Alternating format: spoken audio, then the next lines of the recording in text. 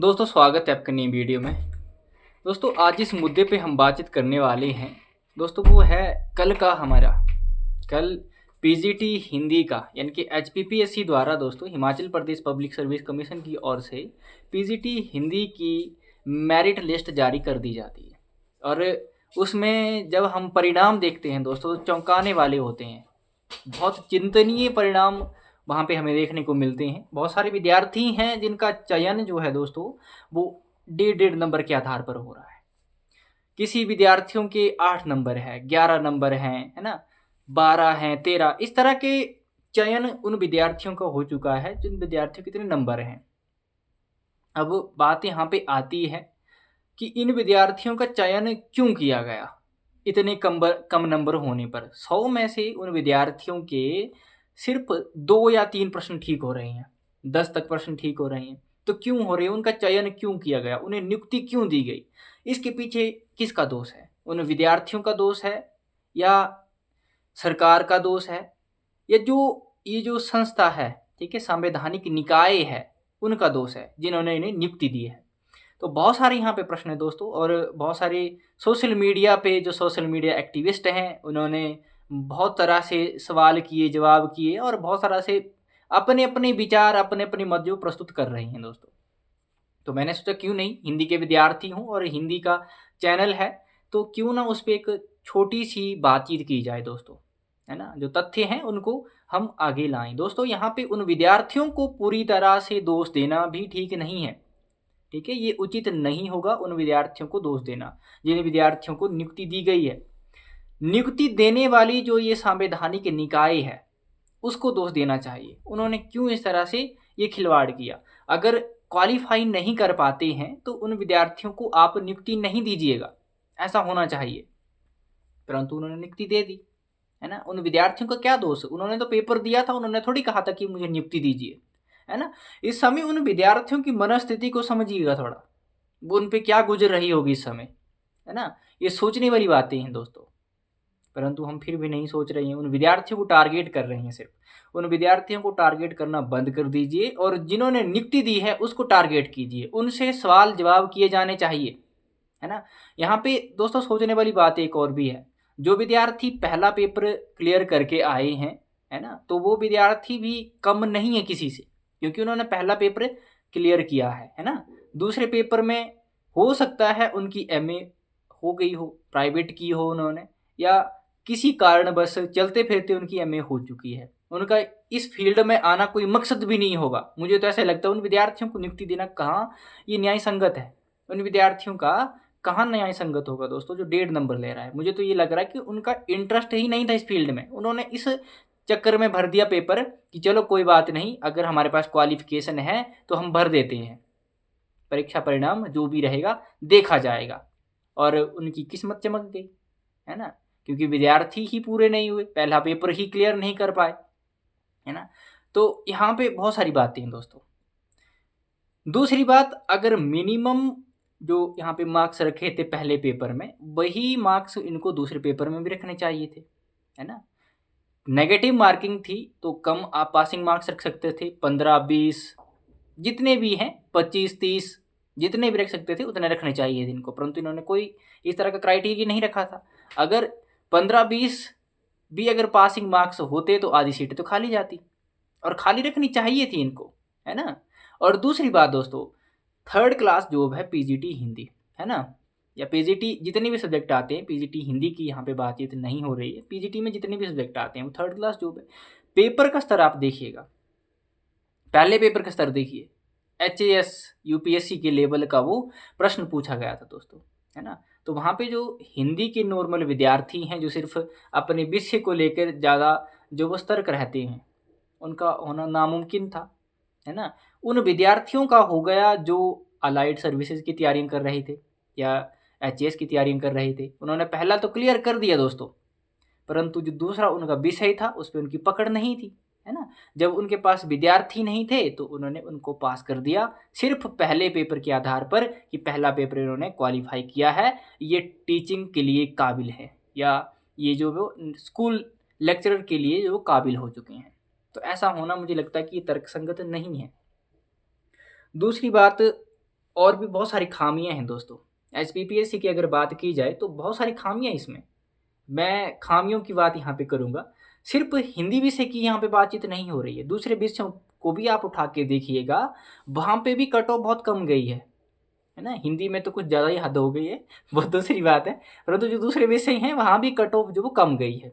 और कई ऐसे लोग मैंने देखे जो फ्रस्ट्रेट हो चुके हैं बेचारे, है ना। अब सही है, क्या बोल सकते हैं भाई।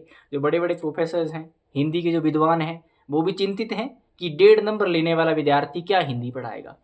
सोचने वाली बात है, क्या ही पढ़ाएगा वो, जब उसका उस चीज़ में इंटरेस्ट ही नहीं है ना। तो वो क्या ही पढ़ाएगा उन बच्चों को। और +1 2 के जो बच्चे होते हैं दोस्तों, वो तो अभी अंकुर हैं, पौधा तो उन शिक्षकों ने बनाना है उनको, है ना। तो हिंदी की तो दुर्गति होने वाली है यहाँ पे, है ना, क्योंकि उनको तो नियुक्ति दे दी गई। अब उन विद्यार्थियों को टारगेट करने की बजाय मुझे ऐसे लगता है कि जो वो निकाय है, ठीक है, उसको टारगेट करना चाहिए। अब जिन विद्यार्थियों को नियुक्ति दे दी गई है वो तो पढ़ाएंगे, अब उनका ईमान धर्म रहा, वो क्या करते हैं, खुद को सुधार पाते हैं या नहीं सुधार पाते हैं, वो उन पे डिपेंड करती है चीज़ें, है ना। तो ऐसा नहीं होना चाहिए, मुझे ऐसा लगता है। बहुत सारी गलतियां हैं, ये सिर्फ पीजीटी की बात नहीं है दोस्तों, कॉलेज कैडर तक की बात है ना।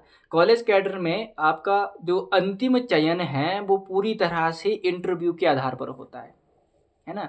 तो ये कहाँ का न्याय है दोस्तों, है ना। न्याय ये कहाँ का हो गया, जो टॉपर है स्क्रीनिंग टेस्ट में, जो टॉपर है उसको बाहर का रास्ता दिखाया जाता है, ये कहाँ का न्याय हुआ।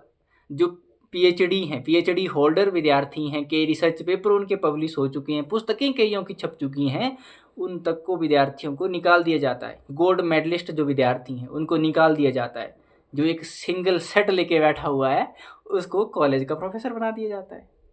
तो ये बहुत सारे मुद्दे हैं जिन पे हमें बात करनी चाहिए। और दूसरी बात एक और कहा जाए तो, ये जो हम पीजीटी की बात कर रहे हैं, जो बैच वाइज भर्तियां हो रही हैं उस पे क्या कहेंगे हम। बैच वाइज जो भर्तियां हो रही हैं उस पे क्या कहेंगे। उनका तो कमीशन भी नहीं हो रहा है, उनको तो ऐसे नियुक्ति दे रहे हैं क्योंकि उनके पास क्वालिफिकेशन है, वो वेट कर रहे थे और उनको नियुक्ति दे दो भाई। वो क्या पढ़ाएंगे भाई, मुझे तो ये चीज़ें समझ नहीं आती। वो क्या पढ़ाएंगे उन बच्चों को। अभी जो बच्चे हैं उनको तो कुछ पता होता नहीं है कि क्या सही है और क्या गलत है, उनको क्या पता। कॉलेज के हों या यूनिवर्सिटी लेवल के जो विद्यार्थी होते हैं उनका तो चलो हम मान भी सकते हैं कि उनमें अकल आ गई होती है दोस्तों। स्कूल के बच्चों में कहाँ अक्ल होती है, उनको तो हाथ पकड़ के आपको चलना होगा, है ना। तो बैच वाइज भर्तियां हो गई आपकी, है ना। इन चीज़ों पे बहुत सारी बातें होनी चाहिए, बहुत सारे तथ्य निकलने चाहिए और समाधान उसका होना चाहिए। मुझे ऐसा लगता है दोस्तों कि जो शिक्षा विभाग है इसको राजनीति से बहुत दूर रखना चाहिए, और राजनीति से जितना दूर रहेगा उतना ही समाज का विकास होगा, देश का विकास होगा, बहुत सारी क्रांतियाँ होंगी, है ना। जब इसको राजनीतिकरण के जंजाल में हम फंसा देंगे तो कहाँ विकास होगा दोस्तों, है ना। मुझे ऐसा लगता है कि शिक्षा विभाग जो है इसको तो हमें इस राजनीतिकरण से दूर रखना चाहिए। एक बात आरक्षण की भी चली हुई है ना, कि आरक्षण खत्म होना चाहिए। अब आवे यही कल की बात करें तो ओबीसी का जो विद्यार्थी है उसके 1.5 नंबर है ना। एससी में 8 और उस पे 11 पे, हाँ, है ना। ईडब्ल्यूएस एसटी की बात की जाए तो वो पीछे हैं, है ना।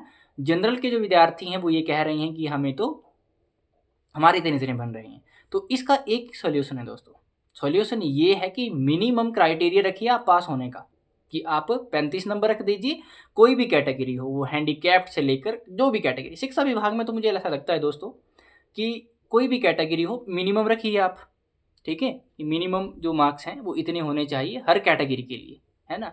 और इसके ऊपर होंगे तभी आप जो वो मान्य होंगे, पास होंगे, नहीं तो आपको बाहर का रास्ता दिखाया जाएगा, ठीक है। आरक्षण को इस तरह से समाधान किया जा सकता है दोस्तों।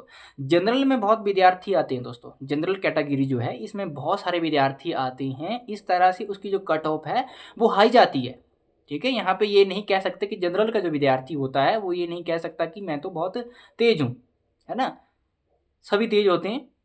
दूसरी बात ये है कि आपको मिनिमम जो स्कोर है वो रखना चाहिए, कि मिनिमम इतना स्कोर कीजिए उसके बाद आपको नियुक्ति मिलेगी, है ना।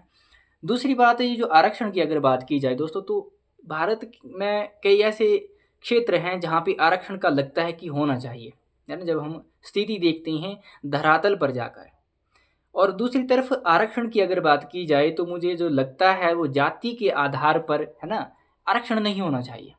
आरक्षण होना चाहिए आर्थिकी के आधार पर, उसकी आर्थिक स्थिति के आधार पर आरक्षण होना चाहिए, ना कि आपकी जाति के आधार पर। जब जातियों के आधार पर आरक्षण किए जाएंगे तब तो ये गलत हो जाएगा, है ना। जाति व्यवस्था तो हमारी फिर भी छुआछूत को ये परंपरा चलती रहेगी, क्योंकि आपका सर्टिफिकेट में वो चीज़ें लिखी हुई हैं पहले से ही, है ना। बंदे को पता चल जाता है कि ये एससी कैटेगरी का है, ये एसटी का है, ये फलाने से आता है, ये उससे आता है ना। तो एक तरह से वहाँ पे विरोधाभास देखने को मिल जाती है चीज़ें। तो ये जो आरक्षण है इसको ख़त्म तो नहीं किया जाना चाहिए, मुझे लगता है अभी कम से कम 25-30 साल तक तो आरक्षण ख़त्म नहीं किया जाना चाहिए इंडिया में, क्योंकि कुछ एक क्षेत्र ऐसे हैं जहाँ पे मुझे लगता है कि ज़रूरी हैं ये चीज़ें, है ना। परंतु आर्थिकी के आधार पर आरक्षण होना चाहिए, है ना, जाति व्यवस्था के आधार पर नहीं होना चाहिए, है ना। तो ये चीज़ें हैं दोस्तों। और कॉलेज की बात कर लेते हैं अब। कॉलेज कैडर में मैंने पहले भी कहा है, ये जो हम कह रहे हैं कि विद्यार्थी ने हिंदी में इतने अंक लिए, पीछे कॉलेज की बात है दोस्तों। 11 नंबर लेके जो हैंडीकैप्ड कैटेगरी के अभ्यर्थी था उसको कॉलेज का प्रोफेसर बना दिया गया है ना। 11 या 12 नंबर थे उसके, उस अभ्यर्थी के। और भी इतने ही रहे हैं मैक्सिमम, है ना। 21 से प्लस होंगे, 21, 22, 25 तक, है ना। तो ये कहाँ का न्याय हुआ, मुझे ये चीज़ें समझ नहीं आती हैं। मिनिमम क्राइटेरिया रखिए आप, है ना। और जो इंटरव्यू के आधार पर ये कॉलेज कैडर में जो ये चीज़ें हो रही हैं कि इंटरव्यू के आधार पर आपको नियुक्ति दी जाएगी, ये इंटरव्यू सिस्टम भी ख़त्म किया जाना चाहिए, है ना। आपको स्क्रीनिंग के भी जुड़ने चाहिए नंबर, है ना, जैसे हरियाणा पब्लिक सर्विस कमीशन करता है ना। हरियाणा पब्लिक सर्विस कमीशन की एक बात अच्छी है दोस्तों, उसने इसी तरह के पेपर रखे हुए हैं, परंतु उसने जो मेंस एग्ज़ाम है उसमें भी ये क्राइटेरिया रखा हुआ कि मिनिमम आपको इसमें भी इतने मार्क्स लाने हैं, और हर कैटेगरी के लिए वो अनिवार्य शर्त है और होनी चाहिए, मुझे ऐसा लगता है। सही बात है ये, है ना। 1.5 नंबर का विद्यार्थी क्या ही पढ़ा पाएगा, ये सारी चीज़ें भी बहुत कभी कभी दिमाग घुमा देती हैं ये चीज़ें, है ना, कि ये क्या सोच के उन्होंने नियुक्ति दी उनको, है ना। और उस विद्यार्थी को भी मैं सोचता हूँ कि वो क्या सोच रहा होगा, है ना। मुझे तो ऐसा लगता है एक तरह से अगर वो सीरियस हुआ, उसकी मैं मनस्थिति को जितना समझ पा रहा हूँ, अगर उसने सीरियसली पेपर दिया होगा तब तो वो डिप्रेशन में भी जा सकता है। अगर उसने मजाक मजाक में दिया होगा कि चलो देते थे, कुछ भी होता है, पास होंगे तो भी ठीक, नहीं होंगे तो भी ठीक, तब तो वो मज़े कर रहा होगा कि ठीक है यार, जो भी होगा देखा जाएगा, है ना, जॉब तो मिल गई है। तो वो इस तरह की मनस्थिति उसकी बन रही होगी दोस्तों, है ना। तो नियुक्ति देने वाले जो हैं वो गलत है यहाँ पे, क्योंकि उन्होंने, विद्यार्थियों ने कभी नहीं कहा कि आप मुझे नियुक्त कीजिए। अगर आपके नज़रिए में कोई विद्यार्थी जो उसके योग्य नहीं है, उसको आप बाहर का रास्ता दिखा सकते थे, वो आपके पास पावर थी, आपके पास शक्ति थी, परंतु आपने ऐसा नहीं किया। वो सिर्फ गलती उनकी है। और बहुत सारे मुद्दे हैं दोस्तों, और मुझे लगता है कि शिक्षा विभाग में तो बहुत ज़्यादा ही मुद्दे हैं, और शिक्षा विभाग को अगर छोड़ देते राजनीतिकरण से तो बहुत अच्छा होता है ना। क्योंकि इससे क्या है कि जो आने वाली पीढ़ी है उसका बेड़ा गर्क होने वाला है, बाकी तो कुछ नहीं होगा, है ना। तो आरक्षण आर्थिक आधार पर होने चाहिए, है ना। और ये जो पीजीटी का हो गए, ये तो हो गए, जो विद्यार्थी हैं उनको तो नियुक्ति मिलेगी, उनको ज्वाइनिंग मिलेगी। ये जो ड्रामा हम कर रहे हैं सोशल मीडिया के माध्यम से, ये भी थोड़े टाइम तक ही है, ये भी ख़त्म हो जाएगा, है ना। परंतु आगे जो आने वाली चीज़ें हैं उसमें कितना सुधार हम कर सकते हैं और कितना सुधार हमें करना चाहिए, ये बातें जो हैं वो बहुत महत्वपूर्ण है ना। आगे के लिए ये जो बातें हैं वो दिशा निर्देश की तरह होनी चाहिए हमारे लिए, और हमें आवाज़ आज उठानी चाहिए। पीछे मैंने देखा था एक कंट्रोवर्सी हो गई थी दोस्तों इसको लेकर, जब कॉलेज कैडर का एग्ज़ाम, जो वो अंतिम परीक्षा परिणाम जब निकल गए थे, उसके बाद कंट्रोवर्सी हुई थी कि आपको जो है वो क्या करना चाहिए, स्क्रीनिंग के भी नंबर जोड़ने चाहिए। जब उसकी फॉर्म्स निकले थे कॉलेज कैडर के असिस्टेंट प्रोफेसर के लिए, तभी आपको विरोध करना चाहिए था। जब आप परीक्षा भी दे रही हैं, आपका चयन नहीं हो रहा है, आप उसके बाद उसका विरोध कर रही हैं, तो वो कहाँ का न्याय हुआ? न्याय तो आपके साथ होगा ही नहीं फिर, है ना। तो विरोध आज करना चाहिए कल के लिए, है ना। जो पीछे हो गया है वो हो गया है, ठीक है। आगे आने के लिए विरोध कीजिए चीज़ों का, और समझिए तथ्यों को भी। और जो विद्यार्थी जिनका सिलेक्शन इस तरह से हुआ है ना, उनका भी विरोध नहीं कीजिएगा आप, वो विद्यार्थी ये भी हो सकता है कि अभी जस्ट एमए करके निकले हो, जस्ट बीएड करके निकले हो, सॉरी, है ना। तो उन विद्यार्थियों का ये था कि क्वालिफिकेशन हमारे पास पूरी हो गई है, हमने तैयारियां तो की नहीं है, और ऐसे ही वो देने के लिए चले गए हों और उनका बाई चांस हो गया हो, है ना। तो उन विद्यार्थियों को क्यों दोष दे रहे भाई आप, मुझे ये चीज़ें समझ नहीं आती हैं, है ना। तो उन विद्यार्थियों को दोष नहीं देना चाहिए। दूसरी बात है कि पेपर का स्तर देखिए आप, पेपर का स्तर क्या था, पेपर का स्तर जो है दोस्तों, पहला पेपर तो आप मान के चलिए कि उसका स्तर तो ठीक था, एचएस लेवल का था। जो पेपर दूसरा था हमारा पीजीटी का हिंदी का, अगर सब्जेक्ट की बात करें तो उसका स्तर भी नेट के स्तर का था दोस्तों, है ना। नेट के स्तर का वो प्रश्न पूछा गया था। अगर आपने प्रश्न भी सही पूछे होते तब तो चलो कि कट ऑफ भी ठीक जाती, है ना। एक प्रश्न ये भी है हमारे पास कि पेपर का स्तर क्या था और वो पढ़ाएंगे क्या, +1 2 वाले बच्चों को पढ़ाएंगे वो, और वो सिर्फ एमए करके आए हैं, उन्होंने कभी नेट जेआरएफ की तैयारियां नहीं की है विद्यार्थियों ने। तो उनसे आप एक्सपेक्ट भी क्या कर सकते हैं। पेपर का स्तर भी एक देखने लायक था कि उसका स्तर देखिए आप, है ना। जो नेट जेआरएफ के विद्यार्थी हैं जिन्होंने नेट जेआरएफ कर रखा हुआ एक्चुअली में, उन विद्यार्थियों के भी वहाँ पे रोंगटे खड़े हो रहे थे इस प्रश्न पत्र को देख के, क्योंकि प्रश्न बहुत अंदर से बने थे, है ना। नेट जेआरएफ के स्तर के प्रश्न वहाँ पे पूछे गए थे। तो ये जो कंट्रोवर्सी है, मुझे लगता है कि विरोध उनका करना चाहिए जो आगे आने वाली चीज़ें हैं, है ना। और हिंदी के जो विद्यार्थी हैं उनके लिए एक और सलाह कि आपको पहला पेपर भी पढ़ना पड़ेगा और पढ़ना चाहिए। मुझे ऐसा लगता है कि बेसिक नॉलेज हमें सब चीज़ों का होना चाहिए, वो हिस्ट्री हो आपकी, पॉलिटिकल साइंस हो, ज्योग्राफी हो, इंग्लिश हो, हर किसी का नॉलेज हमें होना चाहिए, है ना। और ये हिंदी वाले जो विद्यार्थी हैं मैक्सिमम ऐसा नहीं करते। दूसरे जो विद्यार्थी होते हैं हिस्ट्री के होते हैं, पॉलिटिकल साइंस के होते हैं, तो वो उन चीज़ों में वो इंटरेस्ट लेते हैं, उनका हो जाता है उन चीज़ों में। हिंदी के विद्यार्थी इन चीज़ों में कम इंटरेस्ट लेते हैं, है ना। तो उनको इन चीज़ों की ओर भी जाना चाहिए, मुझे ऐसा लगता है ना। और जो विद्यार्थी जिनका ये इस तरह के प्रश्न बन रहे हैं, इतने प्रश्न ठीक हो रहे हैं, इतने मार्क्स बन रहे हैं उनके, तो उन्होंने पहला पेपर क्लियर किया है दोस्तों, ठीक है। उनको कभी गलत हम नहीं ठहरा सकते, वो बहुत इंटेलिजेंट हैं, उन्होंने पहला पेपर जो वो क्लियर किया है। ऐसे किसी के भी 35 प्रश्न आपके क्यों नहीं हुए, है ना, हमारे क्यों नहीं हुए प्रश्न 35 ठीक, क्योंकि हमने वो चीज़ें पढ़ी नहीं थी, हम उसके काबिल नहीं थे, वो उनके काबिल थे, उन्होंने पढ़ा था, इसीलिए उनका पहला पेपर जो वो क्लियर हुआ है ना। तो ज़्यादा तो क्या ही कहना दोस्तों, इतना ही कहेंगे कि इनको मिनिमम मार्क्स रखने चाहिए थे। जब हो चुका है आगे के लिए इनको ध्यान रखना चाहिए, पहले पेपर में रखे थे, दूसरे पेपर में भी रखने चाहिए थे, अंतिम कंक्लूजन, ठीक है।